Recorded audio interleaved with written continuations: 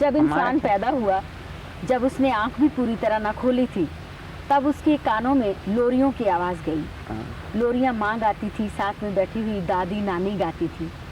जब उसे ज़रा सा होश आया, तब उसने कहानियों की फरमाइश की। ये कहानियाँ होती थी चिड़िया की, तोते की, राजकुमारियों की, उड़ने वाले घोड़े की, जिन्न की। और फिर जब वो और बड़ा हुआ, तब उसने कहानियाँ पढ़नी शुरू की।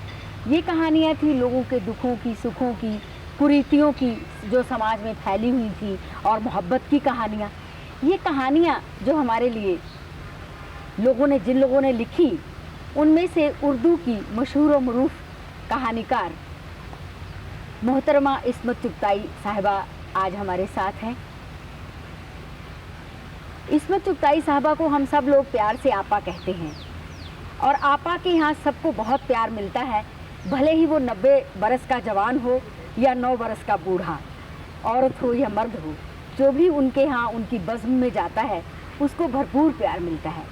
आपा, आज सबसे पहले तो मैं आपको आदाब करती हूँ। जीते रहो। शुक्रिया। आपा, हमें सबसे पहले अपने बचपन की बातें बताइए। अपनी अन्ना के चमकते हुए दांत, वाह, और उसके नाक में एक लौंग चमका करती थी जी। वो मैं जैसे नीचे से गोद में लेट के देखने का, वो मुझे बार बार याद आता था कि वो चीज़ कहाँ गई। जब मैं बड़ी हो गई तो वो छोड़ के चली गई मुझे। जी, तो मिट्टी खाई है कभी बचपन में? बहुत खाई है। एक बेतवानी की लौंडिया मेरी बड़ी दोस्त थी, उसका नाम पुनिया था। अच्छा। और वो मिट्टी खाने के लिए असल में पेट में कुछ कीड़े पड़ जाते हैं, तो बच्चे को हवस होती है, या शायद मिट्टी खाने से कीड़े पड़ जाते हैं। तो वो एक ही चमचा टूटा हुआ, उससे मैं उसको भी एक दिन खिला रही थी और खुद भी खा रही थी। तो देख लिया तो पकड़ के नौकर घसीटता हुआ ले गया कि ये मिट्टी खा रही थी। अम्मा ने खूब दमुके लगाए। पिटाई भी हुई बचपन में? ऐसी वैसी है, ऐसी बहुत। हर एक नहीं पीटता था। हमारे यहाँ का ये दस्तूर है, हर बड़े को और छोटे को मारने का हक है, जब तक कि वो पलट के मारने ना लगे। मैं चीखती इस कदर थी, इतना हुल मचाती थी कि मारने वाला डर जाता था। कौन पीटता था आपको? सब पीटते थे, भाई पीटते, आते जाते कुछ नहीं है, आते जाते चपत मार के, इधर से आ रहे हैं चपत मार रहे हैं। अरे भाई क्यों मार रहे हैं, कुछ भी ना आते, आप करके चल दिए। हमारी मार पीट का बहुत खेल होता। और अम्मा? अम्मा के हाथ अगर पड़ जाऊं तो खामखा ही मार देती थी। अरे भाई क्यों मार रही हो, हमने कुछ भी शरारत नहीं की, कल आज नहीं की तो फिर करेगी। हमने कहा एडवांस में मार रही है। और जब आप छोटी थी, और बड़ी प्यारी लगती थी फिर भी। पता नहीं इतना मारती थी तब भी अच्छी लगती थी, क्योंकि हमारे अब्बा कहते थे कि तुम सब ना होते तब भी हम अपनी बेगम के सहारे जी सकते थे, और अब भी तुम सब मर जाओ तो हमें उतना दुख नहीं होगा। अम्मा बिगड़ती थी, कहती हाँ वाह वाह, जना हो तो पता चले तो मैंने तो जना है इन्हें, मैं जानती हूँ, तो बड़े मुंह भर के कह दिया तुमने। तो बात हम लोगों से डल जाती। बचपन में जो त्योहार मनाते थे उनकी कुछ यादें होंगी?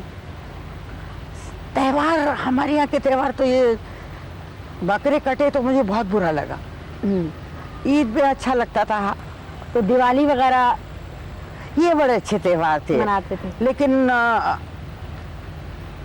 अम्मा से अब्बा ने कहा भाई दिवाली काहे के लिए, आई सरकार कहे लक्ष्मी आती है। तो उन्होंने कहा कि लक्ष्मी तुम्हारी यहाँ क्यों आएगी, मुसलमान? अरे उन बेचारे को क्या मालूम कौन हिंदू है कौन मुसलमान, वो तो जहाँ रोशनी देखेंगे चले आएंगे।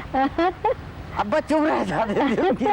अब बच्चे मेरी जान खा रहे हैं, आतिशबाजी मंगा के दो, दिए जलाने की फिक्र में, नहीं तो वो कागज की बत्तियां बना के और जला रहे हैं। तो मेरे घर में तो आग लगा देंगे। तो आप पटाखे वगैरह खूब चलाते? हाँ खूब पटाखे, और सबसे ज्यादा दिए जलाना मजा आता।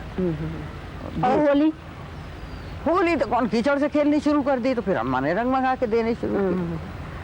आपके वालिद तो कलेक्टर थे ना, तो घर में पार्टियां होती होंगी, अंग्रेज आते होंगे और उस तरह की पार्टियां होती होंगी जैसे तो हमें बंद कर दिया जाता था भाई। अच्छा, तो आपने कभी छत वत पे झांक के भी नहीं देखा?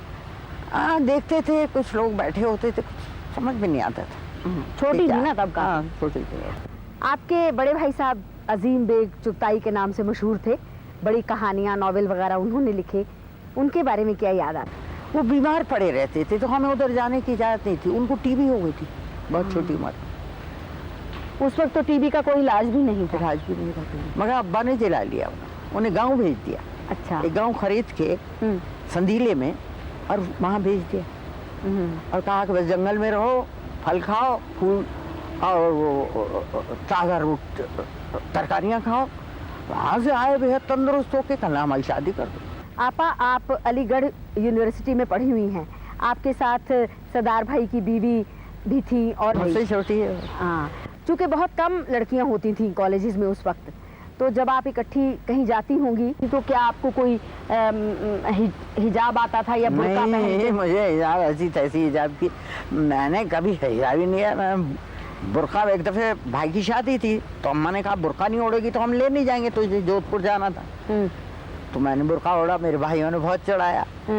और जिस वक्त वो एक होता था कि बिस्तर सबके स्टेशन आने वाला है 1 घंटा भर पहले, सबके बिस्तर बांध दो, तो मैंने तकिए के उसमें घुसेड़ के और बुर्का भी बंधवा दिया उसमें। अब बैठी रही, किसी को क्या मालूम।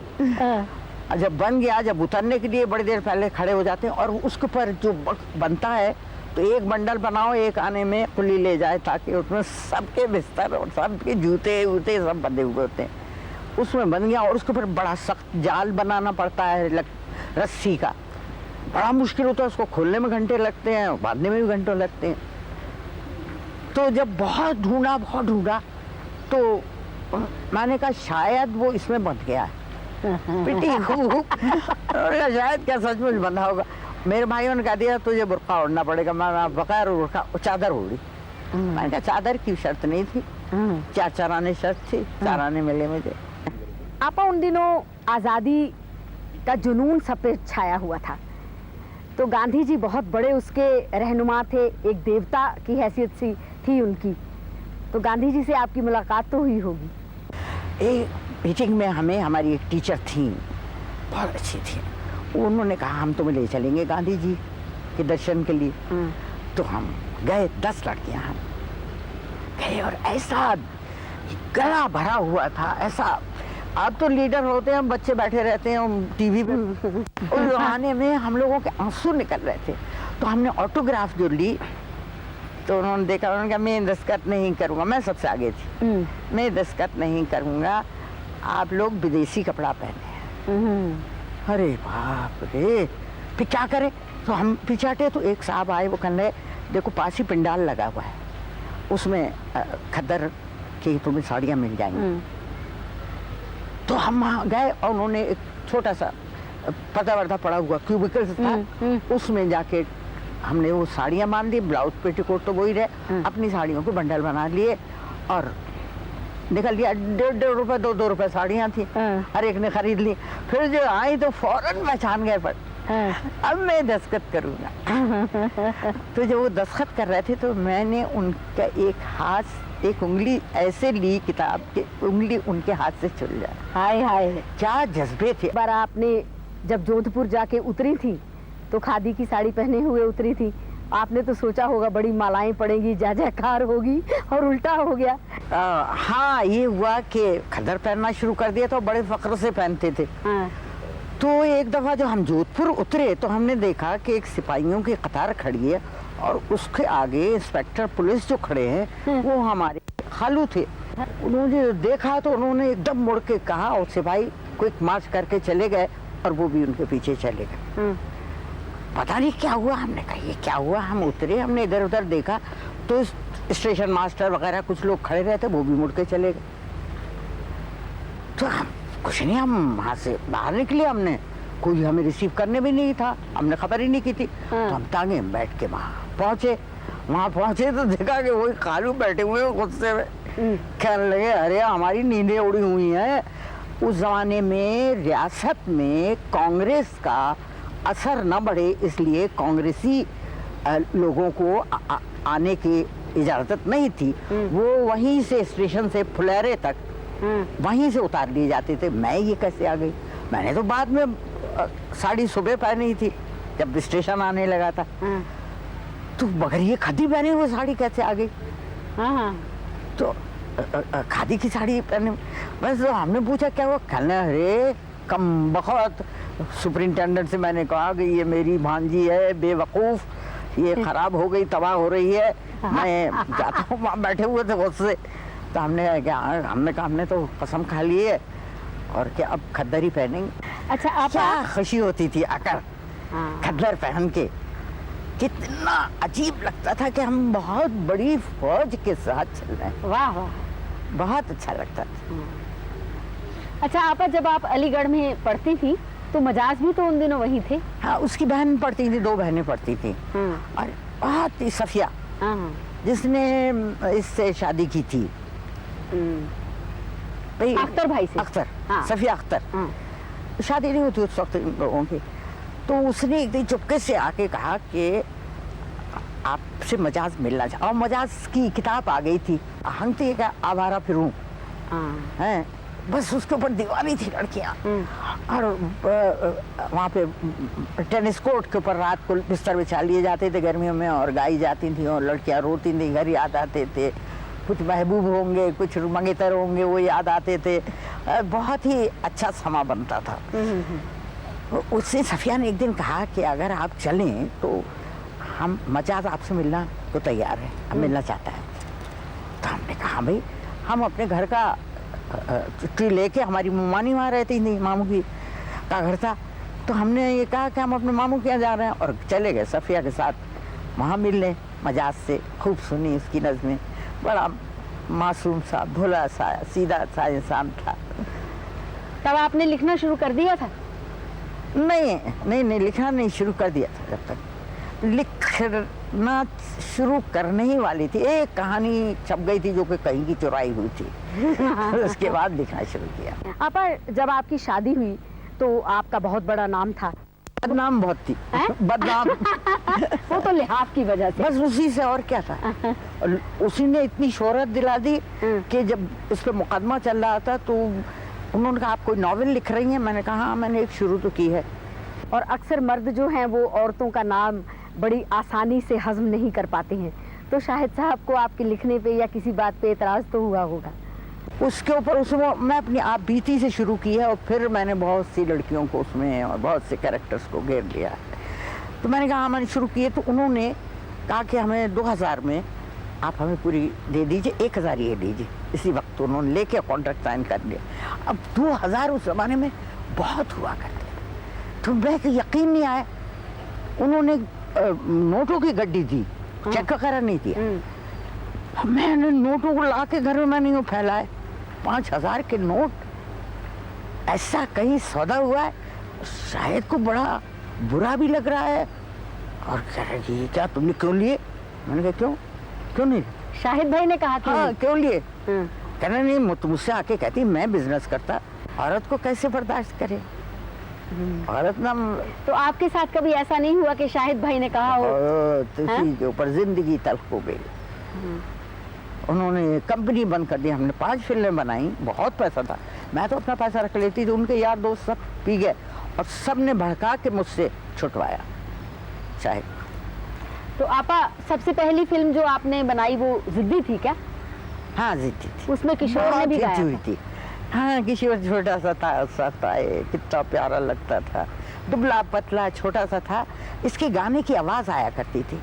तो एक दिन मैं उस आवाज़ के पीछे गई, देखूं कोई भी नहीं है और खामोश आवाज़।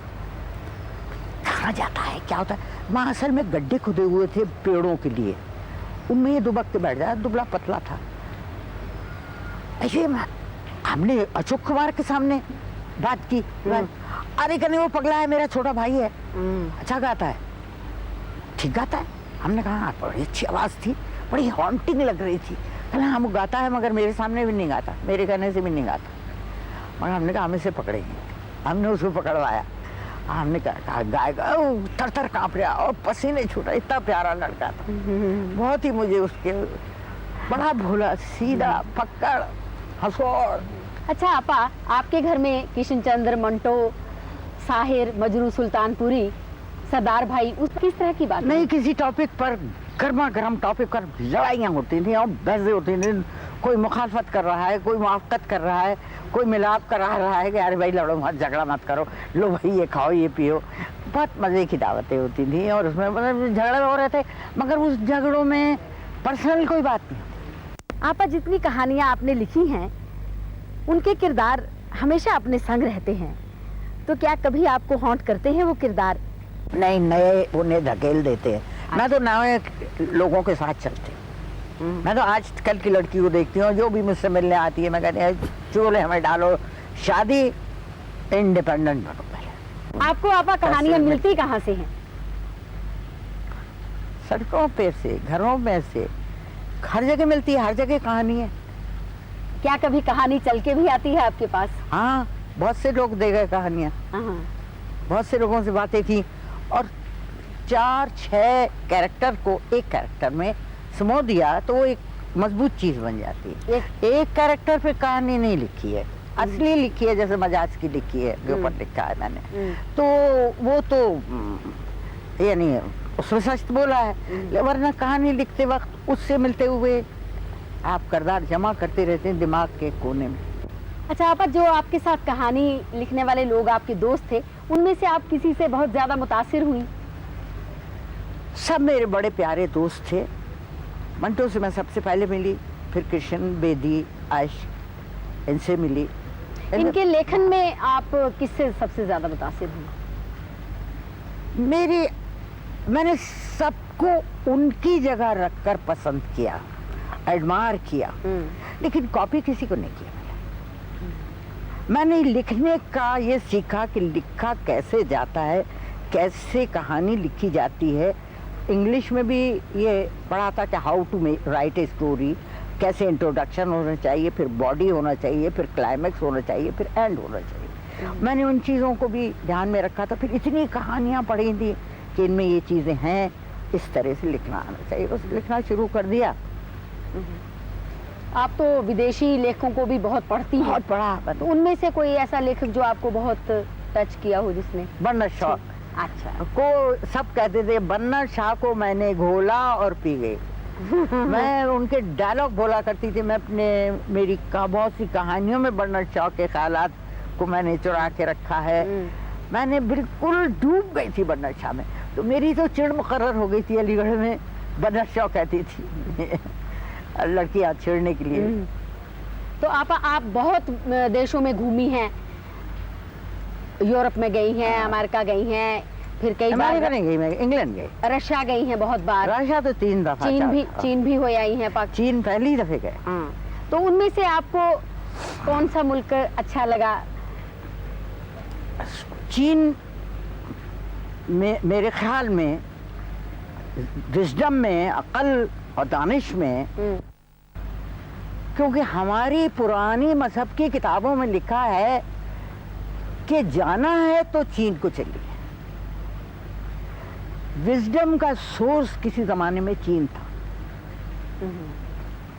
तो सबसे पहले हम जब चीन गए हैं तो वहाँ की इस कदर सफाई थी, एक तो गुर्बत कहीं नजर नहीं आती थी, कोई गरीबी नहीं था, कोई लखपति करोड़पति नहीं था, कोई महलों में नहीं रह रहा था, कोई सड़क पे नहीं पड़ा था उस जमाने में। आपने बहुत सी फिल्में बनाई, बहुत सी फिल्में लिखी, बहुत से किरदारों के साथ मिलकर बैठती होंगी, दोस्तियां होंगी, वो तो मैंने नहीं देखा। लेकिन जब पर्दे पे आपको जुनून फिल्म में देखा, एक दादी नानी की शक्ल में, तो इतनी खूबसूरत, इतनी प्यारी बुढ़िया आप लग रही थी कि मुझे लगा कि ज़रूर बुढ़िया का लंबा चौड़ा मेकअप किया होगा, तब आप बुढ़िया लगी हैं। और ये भी ख्याल आता रहा कि इन लोगों ने आपको फिल्म में काम करने के लिए कैसे राज़ी कर लिया? उनके ऊपर वो हो गया था कि उनको हार्ट अटैक हो गया था जिनको ले रहे थे, और इन्होंने कहा कि हमारा बड़ा नुकसान हो जाएगा। हमने शूटिंग जो की है तो पहले इनकी की थी उनको हार्ट अटैक हो गया है, तो आप करेंगी एक्टिंग? मैंने कहा भाई मुझे एक्टिंग नहीं आती, मैंने करवाई है लेकिन की नहीं है कभी। उनका इसकी आप परवाह मत कीजिए। मैंने कहा भाई मैं अपनी बेटियों से पूछ लूँ, हमारे बीच यही रिश्ता है कि वो कोई काम करती हैं तो उससे पूछ के, मैं करती हूँ तो मैं उससे पूछ लूँ। तो मैंने सीमा को फ़ोन किया, अपनी बड़ी बेटी को, कि भाई ये शाम ये कह रहा है, कल है शाम बैनिगल, अरे ज़रूर कीजिए प्लीज़ मामा, ज़रूर कीजिए एक्टिंग, जैसा भी रोल हो आप करिए ज़रूर। तो मैंने कहा भाई बेटी ने तो क्लियर किया, दे दिया लाइन क्लियर। बस उसी वक्त मुझे हो गया सुबह की तो फ्लाइट से चली। आपको काफी मजा आया होगा उसमें? बहुत प्यारे लोग, शशि कितना प्यारा, आए जेनिफर तो मेरी बेटी का रोल कर रही थी, तो यकीन मानो कि एक लहजे के लिए वो ये नहीं भूलती थी कि ये मैं इसकी माँ हूँ। अम्मी जान कहती थी, आपा वैसे कहती थी। मैंने कहा नहीं, मुझे आपा नहीं अच्छा लगता तुम्हारे मुंह से, तो मुझे अम्मी जान कहती है जो बड़ा अच्छा लगता है। मेरी अपनी बेटियां भी मम्मी कहती हैं, लेकिन तुम जिस प्यार से अम्मी जान कहती हो, मेरा दिल बहुत दूर पुराने घर में अपने नाना नानी दादा दादी के घर में चला जाता है। बहुत प्यारी औरत, ऐसी औरत मैंने देखी ही नहीं। आपा, जब शशि कपूर जी का जिक्र हो रहा है और जुनून फिल्म का जिक्र हो रहा है, तो जरा बता दीजिए पृथ्वीराज कपूर को जो आपने मोहब्बत भरा खत लिखा था। जब मैं कोई बहुत छोटी थी भाई, कोई 14 बरस की होंगी, तो मैंने इन्हें लिखा था कि आप अगर मुझे नौकर अपना बना लें तो मैं आपके यहाँ बर्तन मांजूंगी, कपड़े धोऊंगी। 14 बरस नहीं, कोई 12 बरस की होंगी। और ये लिख के और मैंने वो खत भेज दिया, केयर ऑफ फिल्म इंडिया, एक अखबार निकलता था। तो कोई जवाब नहीं आया, कुछ नहीं आया। फिर यहाँ मुंबई आ गए, फिर फिल्मों से ताल्लुक़ हुआ। फिर नीना की एक दिन शूटिंग हो रही थी, नीना यानी शाहिदा मोहसिन की बीवी, और पृथ्वीराज के साथ वो काम कर रहे थे। जो मैं वहाँ गई तो पृथ्वीराज बैठे हुए थे, वो मुझे देख के खड़े हो गए। मुझे ऐसा लगा कि ये थप्पड़ मारेंगे मेरे, इन्होंने वो खत पढ़ लिया। लेकिन मैं चुप खामोश खड़ी रही। उन्होंने हाथ अदब से मुझे साम किया, तशरीफ रखी है। मैं हक्का बक्का कि भाई ये तो पलट गई दुनिया बिल्कुल। खैर उनसे बातें की। उसके बाद बहुत दिन बाद एक दिन मैं उनसे इंटरव्यू लेने गई थी, वो बहुत बीमार थे। तो वहाँ इंटरव्यू लेने गई तो मैंने उनसे उनको ये किस्सा बताया। बेहद हंसे, बहुत हंसे। अरे कहने लगे कि बात, मैंने कहा मैं समझ रही थी आप बेक रैपट लगाएंगे, तूने मुझे ऐसी बेवकूफ़ औरत मुझसे ऑटोग्राफ मांगने आई है। नहीं, मैंने कहा मैं ऑटोग्राफ वगैरह लेने की हद से गुजर चुकी थी। और बहुत ही ग्रेट इंसान। बम्बई में आप समंदर के किनारे रहती हैं और समंदर में इतना पानी होता है कि घड़ों पानी भी ले जाइए तो भी वो भरा रहता है। आपके साथ बातें करने के बाद भी मुझे यूँ लग रहा है जितनी भी बातें की हैं इससे बहुत ज़्यादा समंदर की तरह भरी हुई बातें आपके पास हैं। इन बातों से घड़ा भरने मैं फिर कभी आऊँगी। आज बस इतना ही। मैं आपका बहुत बहुत शुक्रिया अदा करती हूँ। जी जी।